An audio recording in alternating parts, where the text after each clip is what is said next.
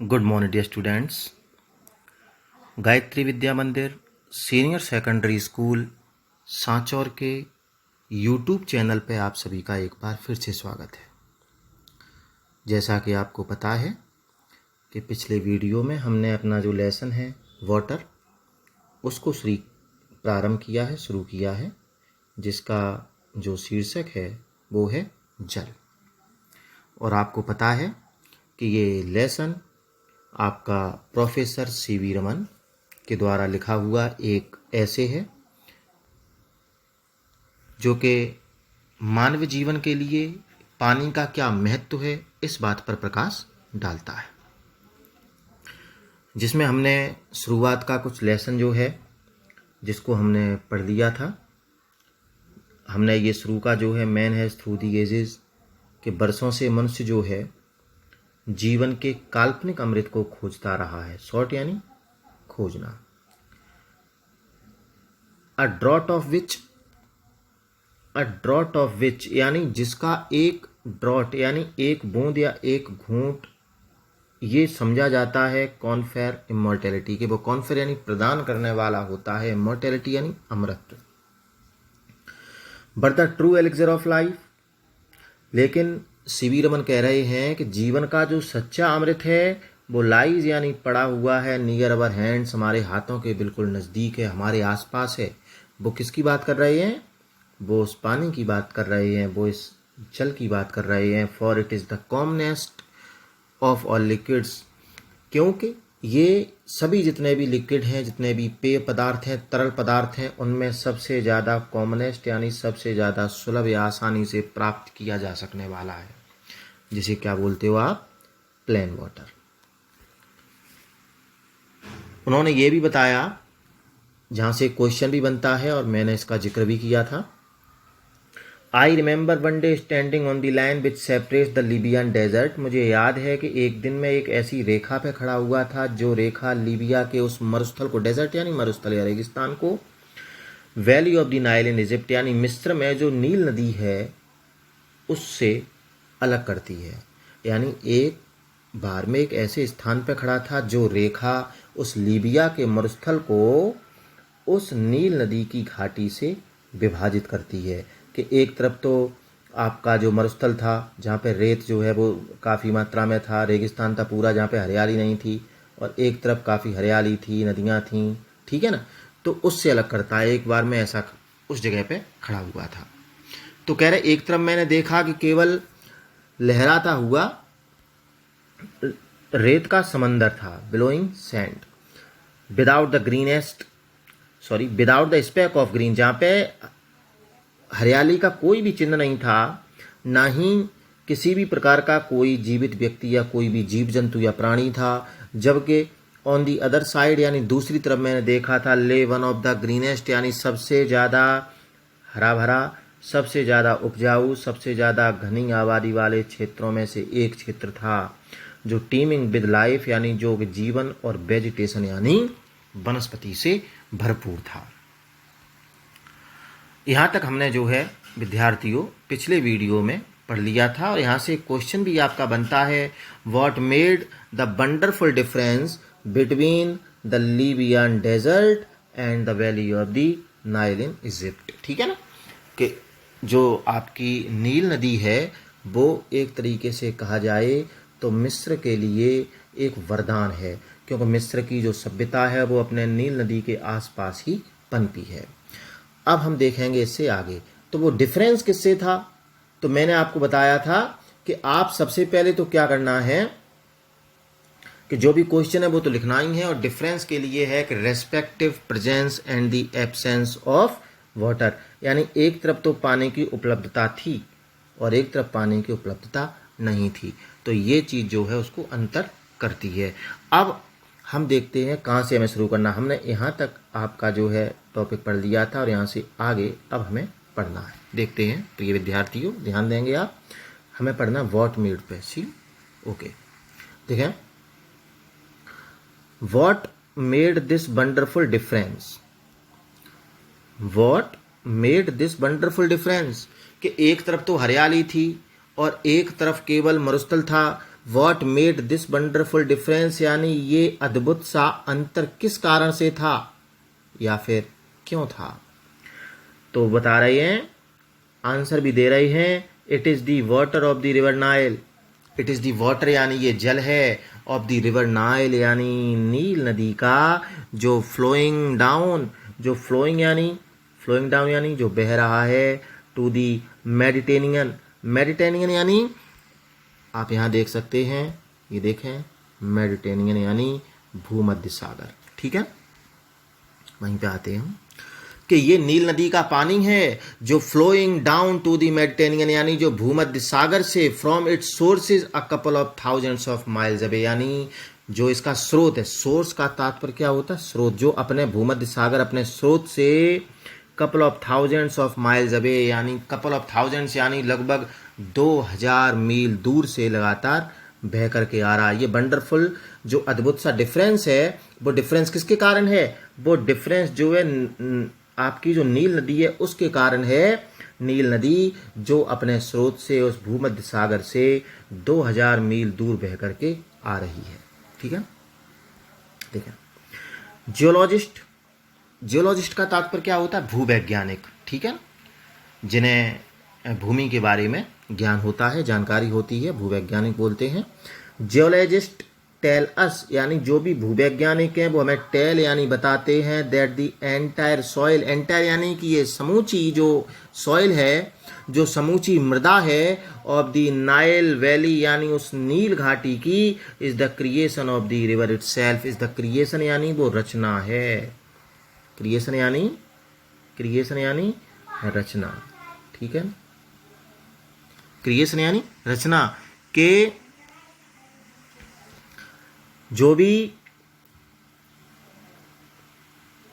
Creation of the river itself, यानी भूवैज्ञानिक हमें बताते हैं कि नील नदी की जो भी मिट्टी है, जो भी मृदा है, वो उस घाटी के अंदर जो भी है अंदर मृदा, वो उस नील रिवर इटसेल्फ यानी नील नदी की ही वो क्रिएशन यानी रचना है। किस प्रकार से हम देखते हैं, ब्रॉट डाउन, जिस मृदा को ब्रॉट यानी लाया जाता है, डाउन यानी नीचे, as the finest silt, finest यानी सर्वोत्तम गुण वाली, सिल्ट यानी गाद के रूप में। सिल्ट यानी आपको मैंने बताया था पिछले वीडियो में, सिल्ट यानी गाद। ठीक है ना, गाद से कहने का तात्पर्य चिकनी मिट्टी होती है। तो उस मृदा को ब्रॉट डाउन यानी नीचे लाया जाता है, एज द फाइनेस्ट सिल्ट यानी उस सर्वोत्तम गुण वाली गाद के रूप में, इन इट्स फ्लड वाटर्स, यानी जो फ्लड वाटर्स होता है, जो बाढ़ का पानी होता है, जब बाढ़ का पानी आता है तो बाढ़ के साथ में पानी जब बह करके आता है तेज गति से, तो उसके साथ साथ वो बारीक जो कण होते हैं, जो घिस घिस के एक दूसरे से रगड़ के रब करके वो और भी ज़्यादा बारीक हो जाते हैं। तो इस प्रकार से उस सिल्ट का या गाद का निर्माण होता है। किससे होता है, it's flood waters from the highlands of Abyssinia, from the highlands यानी जो ऊंची पहाड़ियों से, जो हाईलैंड्स यानी ऊंची पहाड़, जो एबीसीनिया की पहाड़ियां हैं, and the from remote central Africa, और रिमोट यानी सुदूर, जो आपकी मध्य अफ्रीका है, सुदूर मध्य अफ्रीका से, एबीसीनिया की पहाड़ियों से जो बाढ़ का पानी उस सर्वोत्तम गुण वाली गाद को बहा करके नीचे लाता है, एंड लेट डाउन, और उसको ले डाउन कर देता है, जमा देता है, थ्रू द एजेस यानी युगों से, इन दी ट्रो, ये शब्द है एक आपका बच्चों, ये है आपका एक शब्द ट्रो। ट्रो का मतलब कह सकते हो आप नाली, जहां से होकर के पानी आपका गुजरता है। तो वो क्या करती है कि रिवर जो है, जो नील नदी है, वो नील नदी का पानी जो है एबीसीनिया की ऊंची पहाड़ियों से और सुदूर अफ्रीका से अपनी पानी की गति के साथ उस गाद को बहा करके लाता है और उसको लेट डाउन यानी जमा देता है, थ्रू द एजेस यानी युगों से, थ्रू विच यानी जिससे, the Nile was flow into the sea, यानी उस नाली में जमा देता है, जिस नाली से, थ्रू मीन्स होता के माध्यम से, जिस नाली से होकर के the Nile flows into the sea, यानी जिससे होकर के नील नदी जो है वो समुद्र में बह करके जाती है। इजिप्ट यानी मिस्र, इनफैक्ट यानी वास्तव में, मिस्र जो है इनफैक्ट यानी वास्तव में, वॉज मेड यानी बनाया गया था, बाई इट्स रिवर यानी इसकी नदी के द्वारा ही। मिस्र का जो निर्माण है वो नील नदी के द्वारा ही हुआ था। Its ancient civilisation. अगर मिस्र की हम एंशियंट का तात्पर्य होता प्राचीन, मिस्र की प्राचीन, ओके। देखें, इट्स एंशियंट सिविलाइजेशन, मिस्र की जो एंशियंट यानी प्राचीन सिविलाइजेशन यानी जो सभ्यता है, वॉज क्रिएटेड यानी इसको क्रिएट किया गया, इसका निर्माण किया गया, एंड इज सस्टेन्ड, क्रिएट रचना करना, बनाना, निर्माण करना। तो मिस्र की जो प्राचीन सभ्यता है वॉज क्रिएटेड यानी इसकी रचना की गई थी, इसको बनाया गया था, एंड इज सस्टेन्ड, और सस्टेन का जो तात्पर्य होता है उसको जीवित रखना, उस सभ्यता को जीवित रखा गया है by the life giving waters, life giving यानी जीवनदायी उस जल के द्वारा, विच कम, जीवनदायी वो जल, विच कम डाउन यानी जो बह करके नीचे आता है, ईयर आफ्टर ईयर यानी वर्ष प्रतिवर्ष, विद अनफेलिंग रेगुलरिटी, अनफेलिंग यानी बिना रुके हुए, रेगुलरिटी यानी निरंतरता के साथ, यानी वो नील नदी का पानी जो ऊंची हाईलैंड्स यानी अबेसिनिया की ऊंची पहाड़ियों से और सुदूर मध्य अफ्रीका से बह करके निरंतर जो अपने स्रोत से 2000 मील दूर से जो बह करके निरंतर नीचे आता है, तो उसी जो नील नदी है उस नील नदी ने ही, उस नील नदी के पानी ने ही इसकी जो एंशियंट सिविलाइजेशन जो प्राचीन सभ्यता है उसका निर्माण किया है, और उस पानी ने ही इसकी सभ्यता को हमेशा ही जीवित बना करके रखा है। हाँ, तो ये एक पैराग्राफ आपका जो है वो कंप्लीट हुआ है, फर्स्ट पैराग्राफ है आपका और बहुत ही महत्वपूर्ण। तो उम्मीद है कि आपको ये वाला पैराग्राफ जो है समझ में आ गया होगा। ठीक है, हम एक बार इसको ब्रीफली और भी देख लेते हैं जिससे कि कोई भी अगर दिक्कत हो तो वो आपकी दूर हो जाए। देखें, हमने पढ़ा है कि लीबिया का मरुस्थल और दूसरी तरफ जो है वो नील नदी की घाटी के बीच में जो अंतर था वो किस कारण से था। वो कारण क्या था? Respective presence and the absence of the water, यानी एक तरफ तो पानी की उपलब्धता थी और एक तरफ पानी की उपलब्धता नहीं थी। It is the water of the river Nile, यानी ये नील नदी का पानी है जो फ्लोइंग डाउन यानी जो बह करके आता है टू द मेडिटेरेनियन यानी भूमध्य सागर से, फ्रॉम इट्स सोर्स यानी अपने स्रोत से, अ couple of thousands of miles away यानी लगभग 2000 मील दूर से अपने स्रोत से जो पानी लगातार बह करके आ रहा है। जियोलॉजिस्ट टेलस यानी भूवैज्ञानिक हमें बताते हैं दैट द एंटायर सॉल की पूरी जो मिट्टी है नील वैली की, नील घाटी की, is the creation of the river itself, वो किसकी रचना है? वो नील नदी की ही रचना है। यानी आप ये समझ लें कि नील नदी की घाटी में जितनी भी मिट्टी है वो नील नदी के द्वारा ही लाई गई है। कैसे? जिसे ब्रॉड डाउन यानी लाया गया है एज द फाइनेस्ट सिल्ट यानी सर्वोत्तम गुण वाली उस गाद के रूप में, गाद यानी बारीक या चिकनी मिट्टी के रूप में, इन इट्स फ्लड वाटर्स यानी जो बाढ़ का पानी होता है, तेज़ गति से जो पानी आता है उस पानी के साथ साथ उस मिट्टी को लाया गया है। कहाँ से? फ्रॉम दी हाईलैंड्स यानी ऊंची पहाड़ियों से, एबिसिनिया की ऊंची पहाड़ियों से, and the from remote central Africa और सुदूर मध्य अफ्रीका से, और उस मिट्टी को लेट डाउन यानी जमा दिया गया है थ्रू द एजेस यानी युगों से, इन ट्रो यानी नाली में, थ्रू विच यानी जिस नाली से होकर के the Nile flows into the sea, जिससे होकर के नील नदी जो है वो समुद्र की ओर बह करके जाती है। अब वो बात कर रहे हैं मिस्र की। इजिप्ट यानी वास्तव में, इनफैक्ट यानी वास्तव में, Egypt was made by its river. ठीक है ना, कि कभी क्वेश्चन आ जाता है कि किस प्रकार से इजिप्ट का निर्माण हुआ, तो आप कहेंगे in fact Egypt was made by its river, Egypt का निर्माण जो है उसकी नदी के द्वारा हुआ।